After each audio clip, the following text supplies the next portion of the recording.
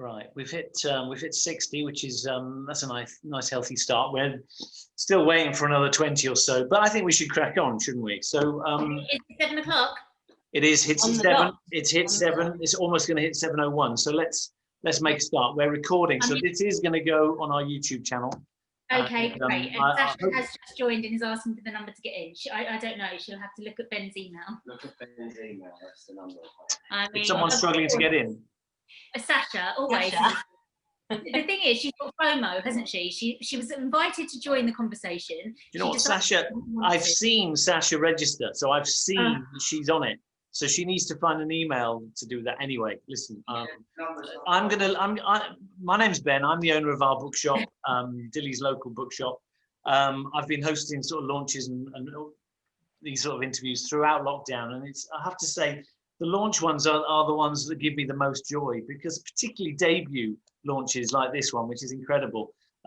This is the book we're going to be talking about, Carly. And let me just show.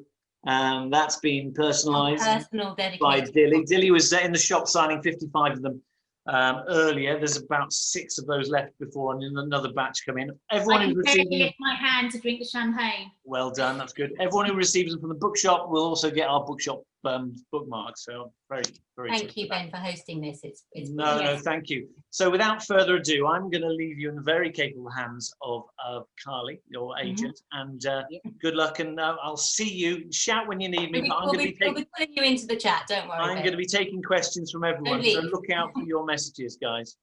Thank you so much, Ben. And I said at the beginning, just when we jumped on this call, you know, your support locally and, you know, nationally has been invaluable, especially in a pandemic like this. So thank you. Yeah, for sure. Okay, so shall we start? This is kind of like our catch-ups weekly, isn't it? But for watching, so we'll try. Well, we're looking really glad. I should probably properly introduce you. So obviously the normal way that you get introduced is as the professional organiser who is the founder of Declutter Dollies, which we know to be the brilliantly comprehensive service that offers organising and home styling for anybody's space, mostly their homes. But I think it's really important to start with your point of difference. And I think that became apparent to me the very first time we spoke on the phone, where you uttered the words that your mission was to turn chaos into calm. And I think for me, you know, we've talked a lot about how the space is full of different kinds of versions of what you do.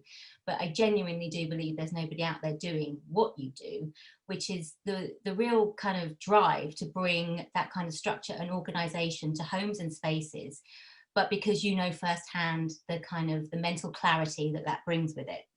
So for me, what I find most, you know, you make everything look aesthetically and marvelous, and I've been lucky enough to have you firsthand in quite a difficult time where you not only brought instant order to what was chaotic, but you looked after me so brilliantly. And I think that for me is something I've never seen before in this space, for sure, and something I'll always be very grateful for. God, don't make me cry, Carly. We're only 2 minutes in. Yeah. Don't cry yet. You can cry later. But I think, you know, going back to that calm and stillness that organisation brings to the mind, for me, that's a really key pillar to what you do, and the sort of the mental clarity that comes with that.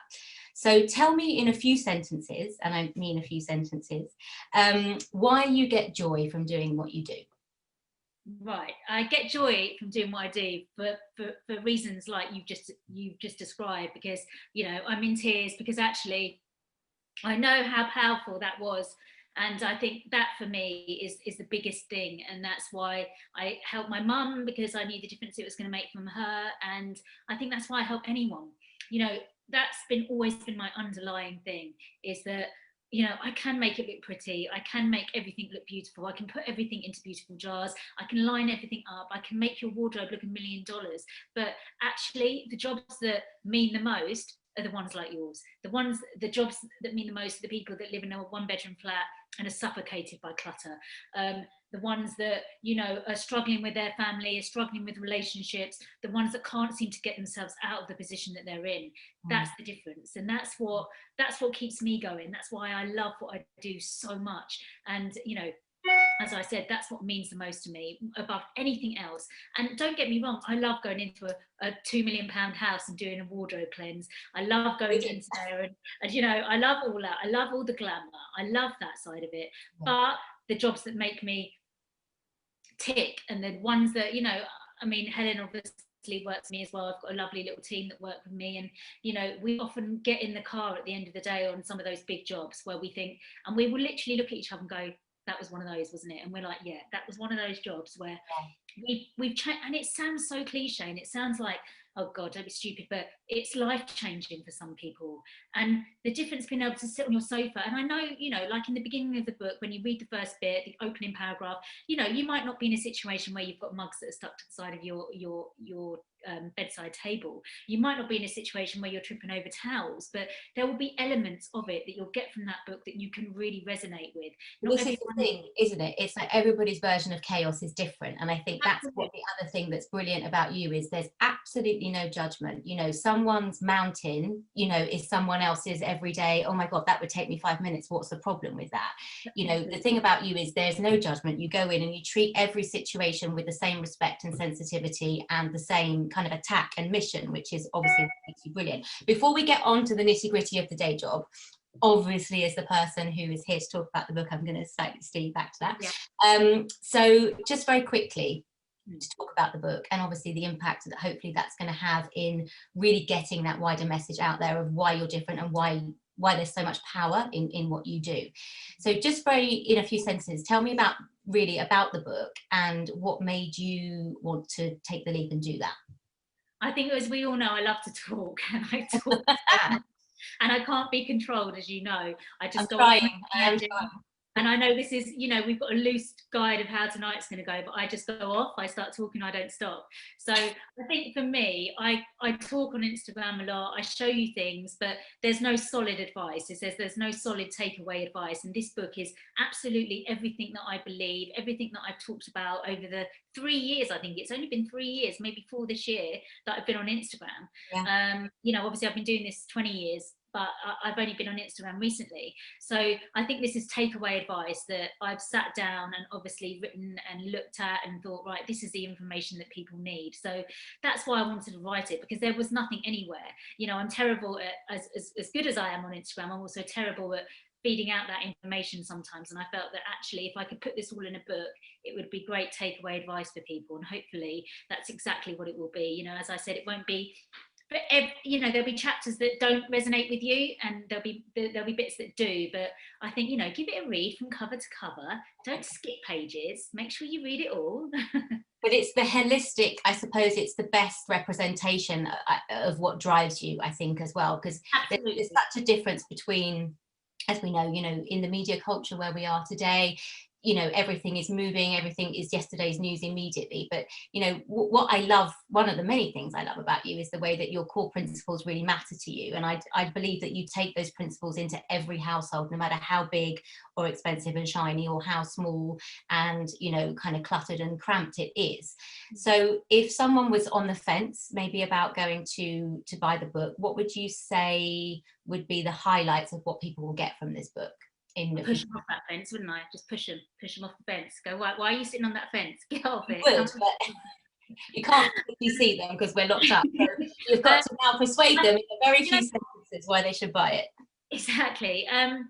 Because, like you just said, there is no judgment. You know, my whole ethos and everything about me from day one has been that you could ask any of my friends, the way that I am in my daily life, I would go around to my friends for dinner, and if there's something they need to do, and I'll muck in, I'll roll my sleeves up and I get involved. It doesn't matter. Every single house that I've worked in, I'm one of these, what do they call people now? They call them, like, I can't remember, I think they call the younger generation, what do they call them? The Twilight generation or something. But I think my age, your age, our age had a different working ethos, didn't we? You know, we mucked in the houses I worked in. It didn't matter if you're paying me to do a job. It doesn't matter if I have to clean up your puppy's poo or I have to organise your cupboard. Whatever I'm there to do, I will do. I'm a grafter. I work hard. I've got no airs and graces. I turn up at your door. I'm in uniform. You know, and for some people, you might think, well, what's that got to do with anything? Because I never wanted this job, and I never wanted this Instagram account, anything, even though it is just pictures of me and it's me doing this and it's me doing that. It's not about me. It's about you. So when I turn up at your door and I'm in my uniform, I'd wear a uniform because I don't ever want to turn up at someone's house looking nice, looking all blow dried and, you know, lovely, and thinking, oh, here I am to come and organise your house. Because we're under enough pressure as it is, and what I do is so personal. It's so personal, you know, like yourself, like lots of other people. You're at your rawest state a lot of the time. You know, you're in this state of chaos, and you just want someone to help you. You don't want someone turning up at your house looking $1 million, thinking, God, that's making me feel awful already, and they haven't even started. But, you know, I'm there to get work done. My job is to help you. My job is all about you. It's not about me. It's about what I can do to you, what change I can make. So that's, I think, the most important thing of all. And that's, you definitely brought that spirit to the book, I think, where you basically, you're laying down your principles, really. And I think what for me, I mean, thanks to DK, the book looks absolutely incredible. I mean, it's completely stunning, and it looks so much better and more amazing than it was possible to do, to think that it would, with that sort of original proposal that, you know, we worked on, where, you know, you were really categoric about the fact that you wanted this book to be accessible for everybody, no matter how big their problem or seemingly small. And I think, you know, the thing about you is, as I say, you live and die by these principles, and you offer that warmth and that accessibility to everybody. And I think the thing is that, you know, people often feel like things are so out of control that there's no point making a dent, because the mountain is too huge. What I found from my personal experience with you is that you immediately identify the instant areas where immediate gain and change can be made, and where you can immediately start to feel more in control, and you give the person back the control in their own home. It's sometimes, you know, that space can start to feel alienating, and it can feel like you don't own that anymore, even though you're paying all the bills, and, you know, it runs away from you. And I think what's brilliant for me about the book is that it's broken down into really simple chapters, where everything is, even in the design and everything's given its place. And you were always really clear and methodical about how you wanted that access to be in the book, because it mirrors how you physically go into somebody's house and attack the problem. absolutely. So, yeah, sorry, cool. No, and I was going to say, it's very clear. It's very, it's not a heavy book, is it? It's quite light. You know, obviously, as you read through it, you'll get me. Hopefully it sounds like it's me talking to you like I am now. You'll read the chapters, and you'll be able to hear my voice as you read. Because, you know, I've always been really straight talking. I've always been really honest. And I think with Instagram, it's very easy to be someone that you're not. And I think when I started my Instagram, I was very much like, and when I started this business, and, you know, when as I said, everything that I've done to this point, I've always just been me. And, you know, people aren't always going to like you, some people are, but I always want it to feel like it's just your friend turning up, coming to help you. You know, it's just your friend knocking in, coming and sorting your kitchen cupboards out. You know, you don't have to worry. It doesn't matter if there's, you know, there's nothing, everything's all over. Basically, it's all out of date, like it was in my house. You know, I just don't, you know, when I walk into the house, I never walk in and go, right, let's sit down and talk about why you're in this situation. Yeah. It's not that I'm not interested. I'm like, no, just show me where we need to work and let's start, because I just want to get the job done. I've got 6 hours to do it in, or however many hours I'm there to work. I'm not there to, not because I don't care, but I don't want you to have to feel like you ever have to explain. No. Why? No, I think that's the thing. You never make people try and justify or apologise, or and that sort of leads us into the next, I suppose, question I want to ask you, which is, obviously we've talked a little about the book now, but I kind of want to go back to why you do what you do. And obviously one of the big things you talk about in the book and throughout your whole kind of, you know, mission for doing what you do is a link between clear space and mental health. And you often reference very openly that you were born into chaos. It's one of the first things you said to me. I really remember that phrase very clearly. So I wondered if you could tell us a little bit about your early years and why that you feel that shaped your need for order. I think, you know, as we know, as many of you do, many of you might not know, you know, as I was born, I was adopted. I was, you know, I was in an orphanage at 7 weeks old. I think it's 7 weeks. I think it's 7 days. That's another story, which we'll talk about another time.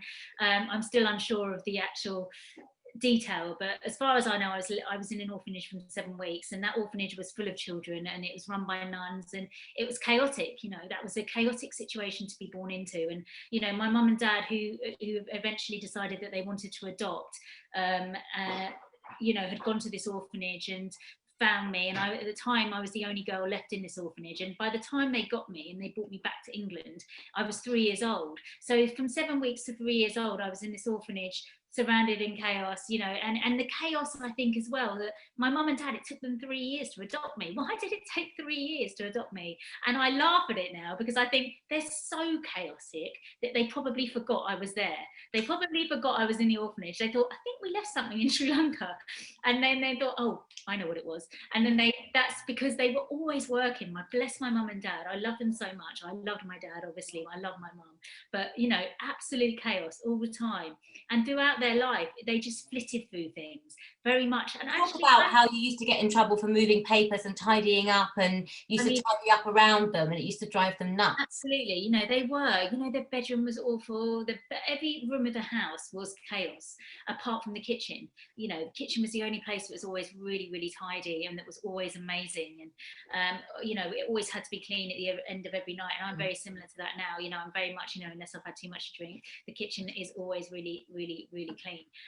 But yeah, I think chaos sort of, I don't know if it followed me or it was around me all the time. And then I think, you know, I went from one thing to another, and I tried so many jobs and everything that I was doing, you know, but I was always really good at going into chaotic situations and thinking, I'll be calm.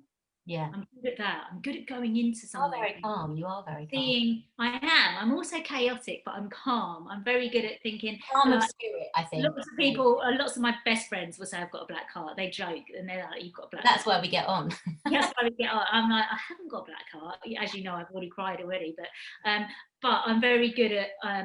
Nothing phases me, and that's, I don't know if that's a good thing or a bad thing, but with my job I think that's a good thing, because you know, I can walk into any, I could open a front door and not be able to get over the stuff that's inside the door, but you'd never see it on my face, and I just walk in and go, don't worry, it's fine, I'm here, I'm going to help you.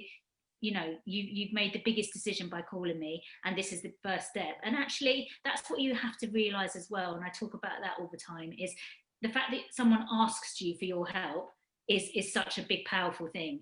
And I think people underestimate asking for help, and that with any situation in your life. You know, so many of us are working mums, working parents, working dads, you know, or we're just busy and we think, oh my God, I'm struggling and I can't seem to catch up. So ask for help. It might be that you can pay someone, you know, £20 a week just to put your washing away, or for 1 hour, and that 1 hour is going to give you back time. So do what you need to do. Never be afraid to ask for help. Never be afraid to ask for help for anything that you need, be it your washing, your ironing, your cleaning, your cooking, whatever it is. And often people go, oh, I can't believe they've got a chef, or I can't believe they've got a nanny. Why can't they look after their own kids? Because they need it. They need it. So let them be them. If they need it and that's helping their mental health, let them do that. So I think it's a really important and valuable thing that you can always take away, is that please ask for help. Whether it's my service, whether it's any other service, services are out there to help, aren't they? So, you know, make the most of them. Don't let your mental health suffer because you're ashamed or you're embarrassed to ask for help. You know, your mental health is something that cannot be played with. That is very true, and that sort of leads me on to my next question, which is, I remember one of the other things that we first talked about when we met was this really seminal moment where you realised your mother was living in chaos, and you went in and you immediately saw the ability, you had the ability to restore some order and some clarity to her space. And I suppose, you know, do you think that first-hand experience, particularly with you've been very open with your mother and her mental health struggles, and the fact that she has often lived in situations that you have found difficult to witness, do you think that first-hand experience really helps separate you from general organisers and has given you that real way in where you are always thinking about the end mental health goal? 100%. I think the difference between me and lots of organisers, you know, there are lots of lovely organisers out there. There's so many of us now. There's everyone doing everything, which is great because we're all here in the same boat. We're all trying to help people, which is amazing. We've all got the same goal. But I think the difference in me is obviously, you know, as I said, I've been born into it. I've been surrounded by it since I was 11 years old. My mum's had mental health issues. I've watched her coming in and out of hospital. I've watched my dad struggle while she was in hospital. You know, I've watched doctors hold her down while she was ill. You know, there were so many different situations and scenarios that I've lived, breathed and seen.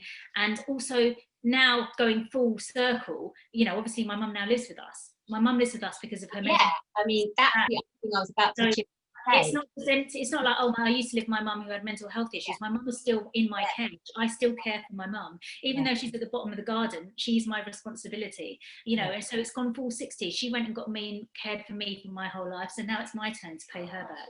So she is at the, you know, in the granny annex at the bottom of the garden, and she can, you know. And actually, this is the greatest thing about that. You know, obviously she was living with us for 3 years, and that had an effect. Well, that was my next question, is like, given how obviously what you do for a living and your need for clarity and order, to be right up against that chaos every day in your own home. I was going through my own chaos, and you know, those of you that have followed me for a long time would have seen the highs and the lows that I went through personally, that we went through as a family. You know, we're a young family, so to have your mother-in-law living with you was, you know, hats off to Charlie that he even allowed that to happen. You know, when I went and visited my mum that first time when we came back from being married, you know, we were a young couple, we just had a baby, and my mum didn't come and visit me because she was hiding her house. So it wasn't until I went to visit her and saw the state that she was living in, and she was in Somerset at the time, so 4 hours away, or 3.5, whatever. And I came back and I said to Charlie, she can't live like that, because, you know, she'd been this victim of fraud, there's all these scammers.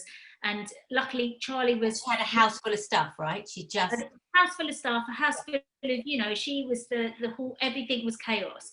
And it was really hard to see that and think, I'm so far away, I can't help her. So, and Charlie, obviously, being the good husband that he was, obviously was like, look, well, we're never going to be able to afford to buy a house. So maybe she can help us and we can help her.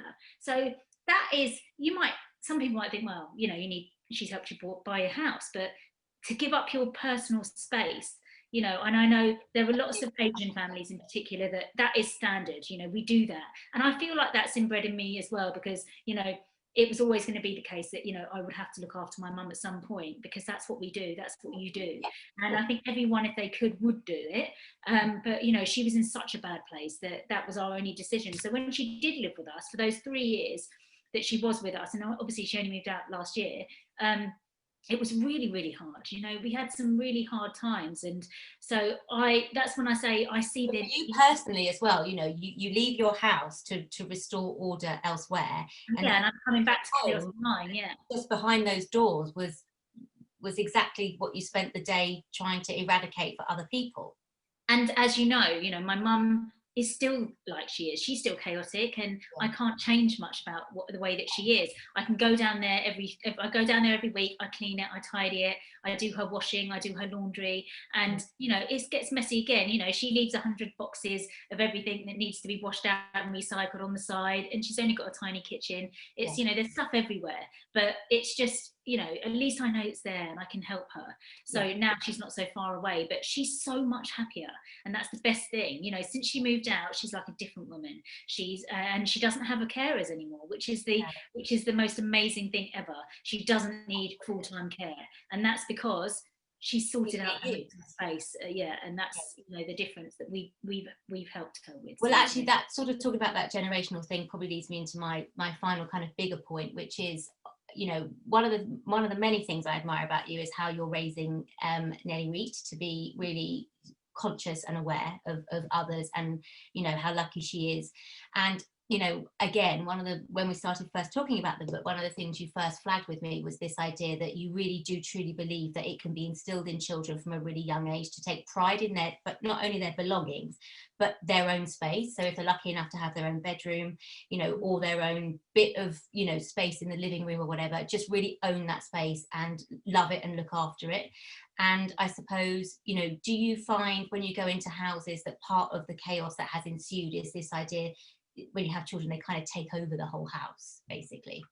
And you know what, I'm obviously a mother, and I know how hard it is with kids. They have got all their stuff everywhere. I've often shown Nellie Reed's room and said, look, it's absolute carnage. I know that it's hard to keep up, but it's just trying to have that structure so that at the end of the day, if you need to put it away and you can tidy up, at least everything's got a place. It's when everything doesn't have a place. And to involve your children in that process, in creating the structure, is so valuable. They learn it at school, they learn it at nursery, all the way throughout, up until university. Everything has a place, everything goes back in the same place. They have to tidy up right at school. I mean, that's... Yeah, they tidy up time. They have all these different things. So, just reflect what they're doing at school at home. And if you think like that and think, okay, Are they doing what they do at school at home? No, we all know that our kids are obviously, they're going to put their feet on the sofa, which would you do that? Would you do that at school? Or what, you know, you always have that old fashioned question, isn't it? Or you wouldn't do that, would you, in someone else's house or whatever it is? And but it's about trying to create that structure. If there's no structure, if you've got one toy box and you've got 4 kids and all their toys are in there, of course it's going to be carnage because everyone's looking for what they need. But in the interim, what they're doing while they're looking through that big toy box is they're throwing out everything else to get to what they need to. And they're wrecking what they've got. They're wrecking what you've got. So you just need to try and split things up. And that's what organisation is about. You know, organisation is there to save us time. Ultimately, that's what we want to do. That's what I want to try and do by, you know, by writing this book. It's to try and give you back time so that you're not constantly chasing your tail. So that even if you put that structure in, yes, we're going to have to tidy up 20 toys, 30 toys sometimes, because we bought 20, 30. Also, you're the person who's gone out to the shop and bought them, and that's the other thing that's brilliant about you is that the other thing I know people understand cause and effect. So it's like, if you are going to have new stuff, then go through and donate what you don't play with anymore for someone else less fortunate than yourself, and that's also a very good tip. Yes, absolutely. We are in control of what comes into and out of our house, and that's what we have to remember. We are the ones that consume the clothes that come into our house, the food that comes into our house, our children's toys. So no one else is to blame but us. So I'm the only one to blame that Nellie Reed's room is full of plastic toys. That's my fault. But I'll hold my hand up and say that. And, you know, that's what we have to do. So what can we do about that? What I do know that I can do and what I can control is that everything that she has in her bedroom, she plays with. So that's the difference. If you can say that about your children and their toys, fine, as long as they play with everything there is. But if you've got a Kallax unit of different sets of toys and you know that they only play with 2, then you could reduce and create more space by having a smaller storage unit and get rid of those other toys. You know, go and donate them. Teach your children about the power of donation, and that's what you will read about in the book. So. Okay, so now is my nosy streak comes out, so I'm going to ask you a couple of questions if that's okay, because I am, you know, they're questions I want to ask basically. I hope everyone's got a drink, by the way. Cheers, and thank you. Well, first of all, cheers to Dilly. Congratulations. Thank you. I hope you can all join me in. Thank you everyone for coming. Thank you so much. I'm hoping some of these questions catch what you're going to ask, but there'll be time for your questions when Ben's going to swoop back in, I think, and open the floor. But I want to know, what is the most common item that you find multiple of in people's homes? Multiple items of cleaning products, number 1. And number 2 is overbuying storage. So many houses we go into and organise, people have bought too many baskets, too many containers, too many jars, too many of everything, because they think that's what they need to make them organised. So they go online and they buy 20 of everything, and then you get there and it turns out they only need 10. So that's why it's important to know what your space is before you go and buy it. Organise the house first, then go out and buy the storage. Don't do the first. Don't go out and buy the storage and then organise your house. Unless you're organising because I'm coming round, because I would have told you. Because you've told them to buy the stuff and they're allowed to do it. Yeah. So I think that's the thing. People overspend on storage. You know, I go into so many kitchens, so many houses, and there's like 30 Addis baskets in kitchen cupboards that are all grey and they're all in the wrong place. I'm like, okay, all right. I see what's happened here. You know, so it's just overbuying stuff, overbuying storage, and overbuying cleaning products is the biggest thing. Okay, good. I will look at my 8 bottles of bleach that I have and take note. So what's the most consistent reason that people give you for letting their house kind of fall into what they would call chaos, i.e. why they need you? Time? So why they called me? Like, what's the biggest reason for people are like, oh my God, I'm so sorry about this, but I've just never got any time, or, you know. Everyone is time poor. Everyone is busy. Everyone's busy mums. They've had babies or they've gone back to work.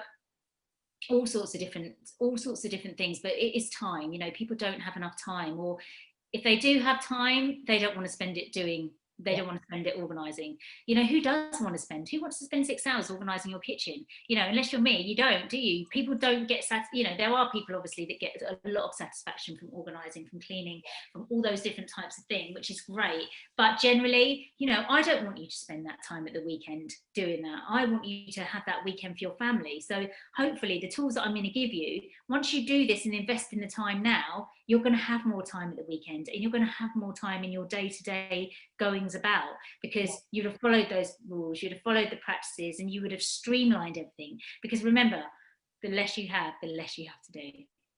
Love that. That should be the title of the next book. Excellent. So when and actually, obviously, just for those who didn't catch you on ITV News last night, I thought one of the most interesting things that came out of that was that your take on memories and how that's the most common excuse for people holding on to basically crap. Yeah. That they assign emotional value to, and obviously they don't think it's crap when they do that, but basically your argument is if you go up into your loft and you have a box of stuff and oh, I've got that seashell when we went on that holiday there, or you know, I wore that when we went on our first date, give me a reason why people should, or how should people attack their memory boxes?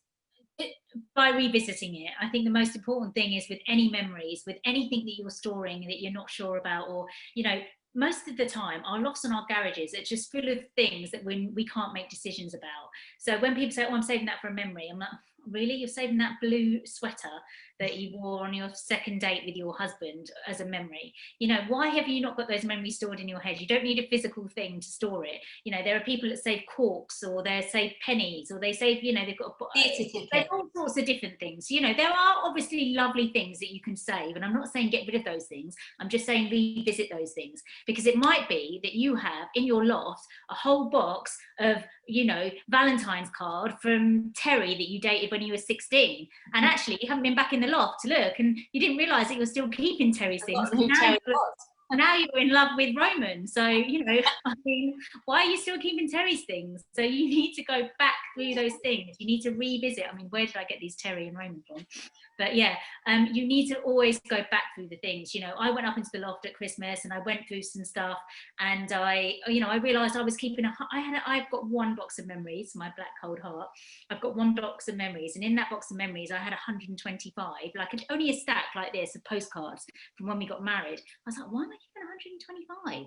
Like, I only need to keep 20. Let me keep 20, because if Nelly Wheat has a project, then she might need to use them for school or whatever. But it's about revisiting those things. It's fine to keep memories, but like I say a lot, you know, if you're keeping Christmas cards from every single Christmas, you know, you're keeping not a memory. That's just, you know, clutter. Like, you're keeping a Christmas card from Rita, Bob and Sue at 32. Like, really? You know, keep one from your mum, keep one from your dad, keep one from your sister, your bestie, but you don't need to keep all the Christmas cards from the whole entire road and the whole school, you know. So it's about minimizing the things that we've got. Remember, our whole aim is to create space.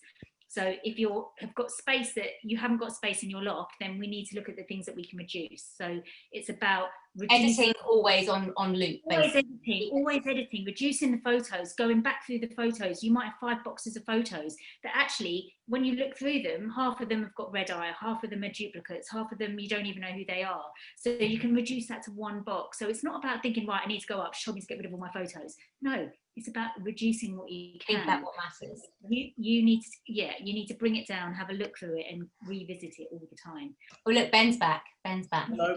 Telling us we're running out of time because we're gaveling. I was just thinking, there's loads of some questions. Let's ask other people to their questions. Loads of questions. Loads of just lovely comments as well. Loving that. Oh, thank you. I haven't seen them. Many referring to your smiley face, I think, is the gist of this. So yeah, loving that. So starting from the top, Melanie Miles. Hello, Mel. More of a comment than anything else. I was one of those teeny tiny houses. Thank goodness Dilly is dinky, as I almost lost her in the crap of my kitchen. It genuinely changed my life. Oh, Mel, I love you. And Mel is one of my local girls as well, and a true supporter and an avid fan, and someone that's, you know, really been there, championed me since the beginning. So, you know, I'm very appreciative of that. Thank you, Mel, so much. Yeah. Amy Billington, no question, just say thank you for a brilliant event, and wow, Dilly, what a story and what a start in life, totally inspirational. Can't wait to read the book. There's a load of people saying that as well. Excellent. I just, you know, as I said, my only hope is that you just take, even if you take one thing away from it, then my job is done. So I'm so grateful. Thank you.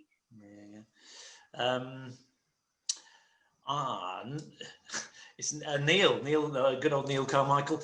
Hi, Dilly. I'm super messy. I can hear him saying it, actually. He's one of our regulars. I can't believe that. I cannot believe that he's messy. He looks tidy to me. He looks very tidy. Is there space in the house or a special reason where a bit of clutter is allowed? Where it is allowed? Yes, where it is allowed. I mean, everyone has a Monica cupboard. Everyone has an area that everything gets corner. yeah, you know, even I, in my laundry room, that's where I chuck everything to, and I think, right, I'll sort that later. So, you know, it's just about making sure that your living space is calm, that your sanctuary is, you've got those spaces. You know, if the whole house is chaotic, then you've got nowhere to breathe. You need one space in your house that you can just say, actually, I can sit here, I can read a book, this is my spot, there's nothing around me, it's clear, it's calm. You know, if your whole house isn't like that, you need to create that one space. So it's fine to have a temporary room that is a Monica cupboard, that is a bit of chaos, because as long as it's not going to be full-time, you know, all the time, then it's fine, because you know you're going to tackle it. It's when that space suddenly overtakes the front room, the kitchen, the bedroom, the bathroom, it's just making sure that you're keeping an eye on it. And you know, it's fine if it stays there for a week, it's fine if it stays there for 2 weeks, 3 weeks, but when it's been there for 5 years and you think, okay, and then you're wondering where the thing is that you were looking for, and actually it's in that chaotic pile, that's when you need to address it. So don't put yourself under the pressure. And that's something I'd like to talk about really quickly, actually, if I can, if I have got 1 second. Go on. The reason you don't see, you know, perfect pictures of Instagram worthy houses on my Instagram account, that you don't see rows of beautiful everything in containers, beautiful wardrobes, is because I don't want you to feel that pressure. I don't want you to feel like this is what you have to have in your life in order for your house to be in order. It's not. You just, my goal is to make sure that your home, you are in control of it. It's not about picture shiny Instagram worthy images. So that's why, as an organizer, which most people would think, you land on my page, you think, well, what does she do? I don't know what she does, but that, it's like that for a reason. So it's not because I'm lazy and I don't post any pictures of any houses that I work in. It's for a reason. I don't want you to feel that pressure. I put it on my stories because it's there for 24 hours and then it's gone. Some of the stuff is on my highlights, but it's not about selling that image, and that's not what I'm about. So that's key. Brilliant. I'm going to stick with Neil for one more, actually. Obviously, you love organisation, and I think this question says more about him than anything else. Obviously, you love organisation, but is there also an aspect of your personality that's just nosy? And he says, personally speaking, I'd love to get the chance to rummage around other people's clutter. Do you know what the funny sounds hilarious? Neil is very, very funny. Yes. Neil, yes, I'm so nosy. No, do you know, the thing is, people always say, God, you must see some stuff. Obviously, I've seen everything there is to see, but I'm very good at not focusing. You have to remember that I'm there to do a job, and I'm there for a very short amount of time. So even if I'm rifling through your underwear drawers and I'm rifling through cupboards, I'm not actually looking at what there is there, because I'm too busy on thinking, right, where's this got to go, where's that got to go. Like, you just get I'm not interested in that. You know, I've seen it all before. You know, it doesn't interest me. It doesn't matter what box you've got hidden under your bed or in your back of your underwear drawer. I found it, I've seen it, and I've tucked it away. We don't have to talk about it. Don't worry. There's an anonymous. Do you find that if people are chaotic with their things, they will always be like that? How often do you revisit the same house? I do go back to people's houses every 6 months, every year for a freshen up, because people do. You know, Sasha and I always joke, you can lead a horse to water, you cannot make it drink.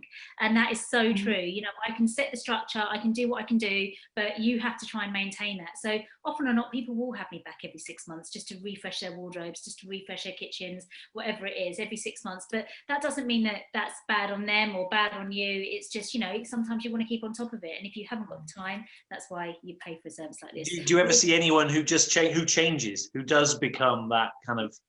Oh, so many people do. So many people will message me years after I work for them saying, oh, look, it's still in order. So the structure is there. And that's what I do mainly, is create the structure, create it so you can maintain it yourself. And that's the most important thing. And that's what you will learn from this book, is that you will create, if you do it properly, you will create the structure that you can maintain. And then, you know, you have to be in control of that yourself. I can't help you any more than that. Just keep revisiting it, keep rereading the book, remind yourself of what you need to do. Holly Hirsch asks a lovely question. Dilly, what does it mean to you to be a published author? Oh, do you know what? I still can't quite believe it. Do you know what? It's a bit weird. I mean, if my English teacher knew that I'd written a book, she'd be like, what the actual hell has happened here? But no, actually, English was always one of my favourite subjects. And actually, I wouldn't be able to have written this book without Alex Fullerton, who I must say has been incredible. And making sure we all know that I don't put the stop, I don't put grammar, I don't put grammar. Look, there you go there. I don't put grammar. I don't put full stops in the right places, commas in the right places. I often miss words. You'll often see a post and then 10 minutes later, the post has been edited because I've realised that I've missed words. So, you know, I can't believe it. Do you know what? It's a bit of a pinch me moment. I don't think it's really sunk in at all. When I was signing books today at Ben's bookshop, I did feel a bit like, oh my God, this is so surreal. And I hope that it always stays like that. Luckily, I've got a husband that couldn't give two hoots. So I'm always going to be grounded. I think I'll always be me. Pardon? Very proud. Oh, Charlie. Charlie. We love him, really. He's very dry. He likes to be, that's him, isn't it? Charlie. Sasha's, I've got some other questions. Oh, Sasha, we want to hear Sasha's question. The famous Sasha, a few Famous people have Sasha. mentioned Black Goo as being there, so into discovering you, actually. Sasha just says, where are my clothes? Probably on the floor where you left them. They were hanging up when I left your house. They're probably on the floor now. That's the thing. Yeah. I mean, Sasha is that you can lead a horse to water, you cannot make it drink. That Sasha, I mean, seriously, we all saw her spare room, but she is my muse. You know, she was the one that has let me, you know, run riot in her house, or, you know, time after time after time. I mean, I can't imagine what her kitchen pantry little bit looks like now. I mean, I was there a few weeks ago. Is she the one who doesn't like the lazy Susan? Sasha's like, oh, here's a tin of beans. Let's chuck it in the cupboard. Literally, we'll chuck it in the cupboard. We're the complete opposite of each other, but that's why we work. That's why I love her so. I'll tell you what, let's do. She sent me 3 questions. Oh, good. Let's do hers. Right. What do you say to people who think your book is only about rolling their jeans? Yes, Sasha. Good question.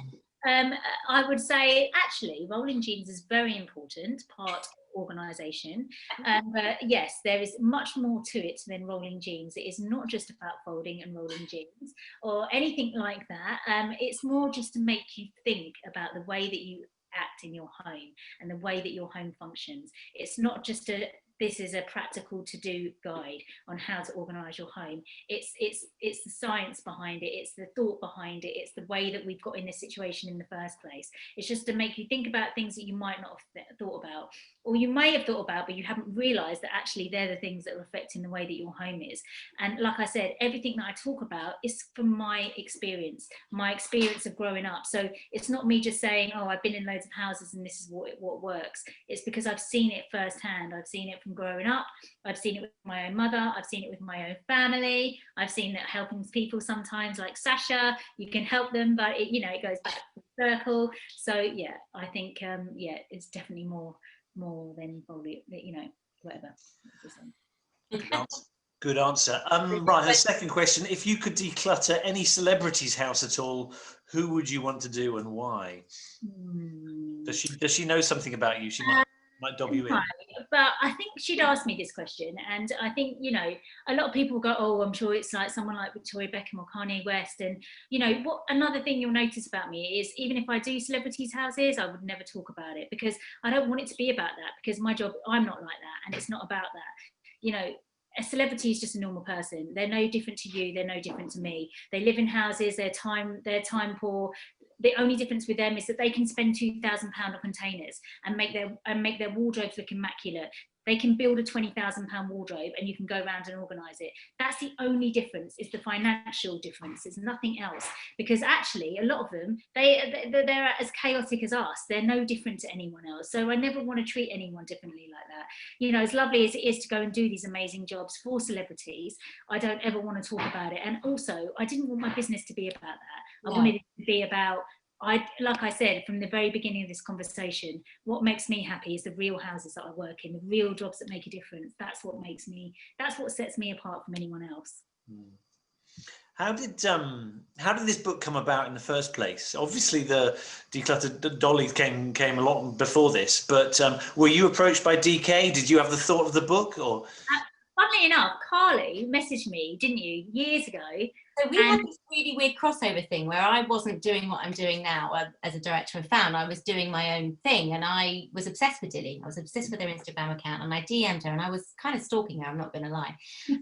And she was fantastically polite about everything. She was like, thank you so much for your inquiry, but I'm just about to sign to another agency. It was one of the many things that helped the synergy with me joining Found happen. Actually, Dilly was one of the very key pillars of that, because I immediately saw that there was a book there. Because she'd hinted at her backstory, and the kind of ex-editor / writer in me was like, I really think that she's got something, you know, quite big to say that is not just practical, but also is really pinned down by authentic first-hand experience. And so one of the first things that happened when I joined Found was, which was being looked after by wonderful Harry and Francesca at the time. And I was like, I really want to get hold of Dilly and I want to make a book happen. And everyone was like, oh, okay, fine.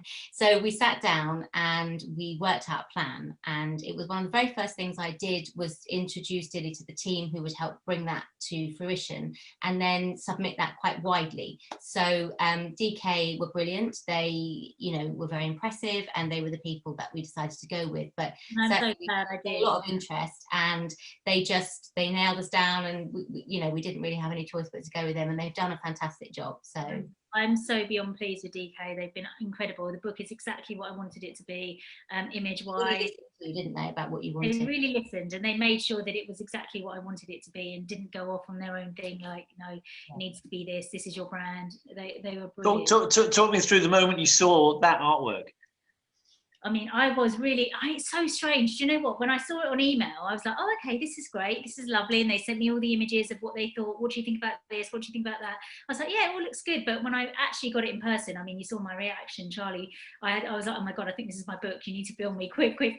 And when I first opened it, it's surreal. It's so surreal. It's just, and still now, you know, when I have it obviously out, I mean, I don't always have it like this strategically placed. I have it on the counter. I keep looking back at it and thinking, oh, I wonder if someone's going to think, oh, I need to sort my kitchen. So I read through the kitchen and just make sure that it is helpful. And I just think, oh my God, that is my book. I mean, it's crazy. It's just crazy. I'm so grateful. I just can't believe it. Can I ask a live question? Oh, Charlie'd like to ask a question. Charlie wants to ask a question. What's Charlie saying? Charlie's got a question. Go on then, Charlie. Come on, Charlie. When exactly can I retire and have a private golf membership? Not yet, Charlie. It's coming. Just want an exact date, please. He'd like an exact date when he can retire and have golf membership. We'll set up a WhatsApp group to discuss that, Charlie. Right, Lindsay email, does decluttering mean that we are becoming or committing to a life as a minimalist? I think, do you know what? I think in the current climate, and I think actually as a nation, I think everyone actually worldwide is being much more considerate about the environment and the impact that having so much and consuming so much has. And I think we're all trying to do our bit to have less. And I think by having less in your house, as I said, you know, before, you've got less to do. There's less waste. You know, by buying fresh groceries that aren't in plastic, you know, there's less rubbish in your bins. By having less clothes, by buying quality clothes, you're not contributing to fast fashion. So I think that we're all doing our best to try and be more minimal. And I think a more minimal life is a happier life because you're not surrounded by stuff. I think we used to think that we had to have everything in our houses. We used to think that we have to find a success, wasn't it? Yeah, it was, wasn't it? Oh, we have to have this, we have to have that, we have to have a, you know, but now I think the less you have, the better. It's so freeing. You know, anyone that's done any of this process, anyone that's decluttered, anyone that's gone through their wardrobe, and even if they've just cleaned out their cutlery drawer, the feeling you get from that by having less in there, by it looking nicer, by it looking neater is so nice. And I think people are learning that actually is so much more powerful than having stuff. A wardrobe, a beautiful capsule wardrobe of stuff that you love, that you can go through that rail and think, I love that dress, I love that blazer, I love those jeans. It feels so much better than thinking, oh, what is in that wardrobe? I don't even know what's in it. I can't, oh my God, I had that. And, you know, things are coming off the hangers and you don't even know what's in it. So that's the difference. It makes you feel different. It gives you that mental clarity that we're all searching for, that we all want. And that's, you know, anyone that's bought this book, hopefully that's what they're trying to achieve. That's what they want in their houses, is to learn to live with less. Davinia Noel, I'd love to buy a virtual session. I didn't know you do virtual sessions. I guess that makes sense. As I've always lived in cares, what is the most helpful aspect of virtual decluttering? The virtual session, the most helpful session, the most helpful aspect of that is my experience. You know, I've done this for over 20 years. As I live, breathe, and I've seen every single house there is to see. I know every single space. Within seconds, I know where you're going wrong. So that's the power. You're seeing my expertise. You're seeing me. All you have to do is literally turn around your camera and we walk around your house together. So it's like this. It's a one-to-one session, but you are showing me your home and I'm walking around your home with you going, right, this is where you're going wrong. This is what you need to do. This is what you need to change. This is storage you need to buy. This is the furniture that you need to remove. This is the furniture. Why have you got that placed here? Change that. I can see the vision, and that's the difference. I can see the vision of anyone else's house. So I only have to, I literally did a virtual with somebody just before this session, just for a friend actually. They've just moved in, and I quickly showed them exactly within like 10 minutes where to put everything in their kitchen. They've just moved in. So it's my experience that you're paying for. You're paying for that session for me to be able to tell you exactly what you need to do without me being there. I don't need to, I can just see on the camera exactly what you need and how you need to change it. So that's what it is. This is a great question from Victoria. Victoria Franks, what advice would you give to someone trying to help declutter her father's home? He's a hoarder and attaches emotions and memories to things, general crap that, but also things like milk cartons and egg boxes. It's a fire risk in making his mental health worse. That's a hard one to deal with. It's really hard, and my mum still does it now. She collects, you know, she washes out every single milk bottle, every single egg carton, everything. And you know, I'll go into her house every week and there's 20 different empty cartons on the side that she could have just put in the bin, but she hasn't. She's left them on the side. So I get that, you know, and I deal with that every week. And the thing is, with any type of mental health, any type of hoarder, like you use that word, and that's something. OCD and hoarder is not a word I ever you will hear me say, because I know the effect that has and what that means to most people that have got mental health issues. Hoarding is a huge mental health issue. OCD is a huge is a huge medical condition. They're not words. When people say, "Oh, I'm really OCD," you're not OCD. OCD is a medical condition that some people, it ruins their life. And hoarding is again something else that can ruin people's lives. That really can make them miserable, can really make them sad, and can make the whole family. It can affect everybody in the family. Someone that's got OCD seriously affects the whole family. It's not just them, it's everyone else. And believe me, they don't want to be in that situation.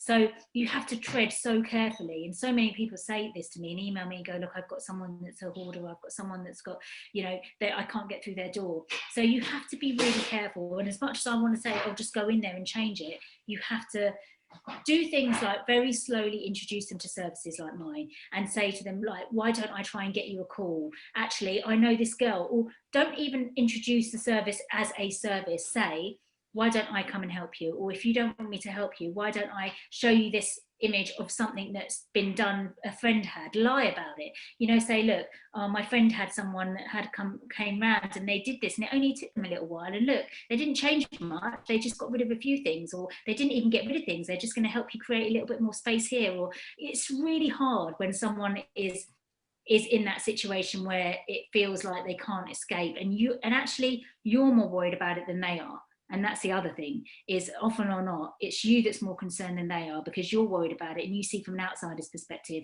they might be quite happy. They might be quite happy. And sometimes you can't address that. You can't do anything.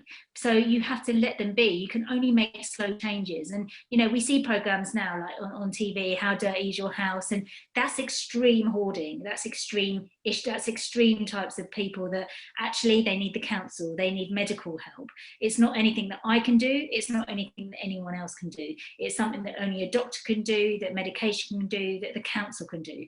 You know, when they're people that are living in real extreme conditions, they need extreme help and they need professional help. You know, I am a professional organizer, but I'm not medically trained to deal with someone that will not let me go into their house and make any changes. Of course, people whose front doors that I can't go into, I see these programs and think, God, I'd love to go and help you, but I know it's more than that. You know, before they've done these TV programs, they've had to sit with a team, psychologists, doctors, everybody, to make sure that once you've left their house, they're going to be okay. Because actually, taking someone that's an extreme hoarder into a situation where suddenly now they can go into their bedroom, or even if they're not an extreme hoarder, or if they've just got chaos all around them, and you know that it's a really really bad situation that you think that's worse than anyone else I've seen, the mental effect of just going in and clearing all that can be just as damaging as the effect that they're living in. Really so you have to really tread carefully. So you just have to go slowly, show them examples of, or just say, look, is that, you know, just, do you know what, don't stop, just keep trying to help them. That's all you can do, is keep trying to tap away really gently and help them as much as you can. I just don't think it's going to be an overnight situation. We've got 5 minutes, so let's quick questions. Summer Russell, I saw on Instagram you're planning a course. When will this be? Yes, I just, you know what, I have not got around to it. I am going to do some online courses for people that want to be professional organisers, that people that want to get into it, and also just for people that need some advice. So yeah, there'll be different things that I'm going to do. I just haven't had the time to do it, but I will be doing that, definitely. Some training courses, some seminars, some online things for people, you know, that want to become a professional organiser. Yeah, absolutely. Fantastic. With only 5 minutes to go, I think it's a good time to save a few moments for thank yous and what have you. So, shall I start with Carly? Actually, from your perspective, the kind of the what you've been through in helping Dilly become a published author, and how much you've enjoyed it. Oh God. Okay. Well, I don't want to make you cry again, Dilly, but you know, I always do believe, if somebody who shares a mutual dark heart, there is a little space in it that's reserved for Dilly. Sure. And I do believe you meet people in your career when you're supposed to, definitely. And one of the big things about coming to Found for me has been to bring my kind of ex-publishing sort of literary agent skills to people that I truly believe were kind of ripe for a book, and a book that could do good. Just like Instagram accounts, we always say should add value and be more, you know, empathy than ego. That is absolutely what book publishing should be about, and often isn't about. And so for me, when I met Dilly, I immediately identified somebody I was going to slightly kind of get my hooks into. And I'm super proud.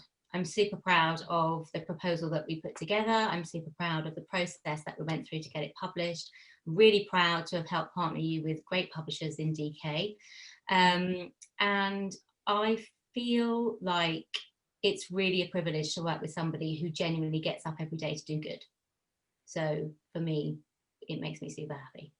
Thank you. Thank you. You're very welcome. Dilly, do you want to say a few words, a few thank yous, a few comments? Yes, absolutely. I would like to thank everybody that has joined this tonight. Thank you for giving me your time. Thank you for those who bought the book. Thank you for everyone who supported me, that sent me messages, that's tagged me, shared my stories, you know, just been there on this journey. You know, I feel like, you know, we've come so far together, for those of you that have followed me for a long time. And, you know, from playing music in my car really badly to playing music now with my lovely little tray, you know, even those things make me laugh. And I think, God, we've come so far. You know, obviously everything I do, I compare to music. So I just am so grateful, you know, for everyone's support, because I wouldn't have even been able to write a book without people following me, without people supporting me, without people booking me. So it means so much. And you know, I'm eternally grateful for everything. And I feel like this is only the beginning. And I know this is such a huge achievement, and I'm so grateful for that. But I feel like this is where I wanted to be. My glass is still half full. I've still got so much more I want to do, and hopefully this book will do well, so that I can go on to do what I plan to do, and then become an international radio DJ. That's the other thing I'd quite like to do, and play all my really good music. Sophie, there's a couple more little comments I'll bring out. Sophie Langford Smith, what will be your next book? Can I say this, Carly? Can I talk about it? What my goals are? Oh no, I can't. No. Okay, so I can't talk what my goals are, but yeah, there'll be something else that I'm There's really more excited to come on the book front. I don't know what your other goals are, but no, yeah, there's more to come on the book front, and hopefully if this one does well, then hopefully they'll give me a chance to do what was my long-term goal always. That before I wrote this book, there was something else I wanted to do, and if that happens, then I'll be And are you allowed to talk about what you mentioned in the shop this afternoon? No, I can't talk about that either. That's a secret. And so many lovely things, guys. I'm gonna sort of close up with only a minute to go, just to say thank you to everyone who joined us. This is the thing is, I always knew this would be brilliant. As soon as I knew that Dilly was publishing a book, I knew this was an event we had to do. Big shout out to Jack, who set me up with the guys, and with Dilly as well. And massive thanks. It's been an honour to host this event.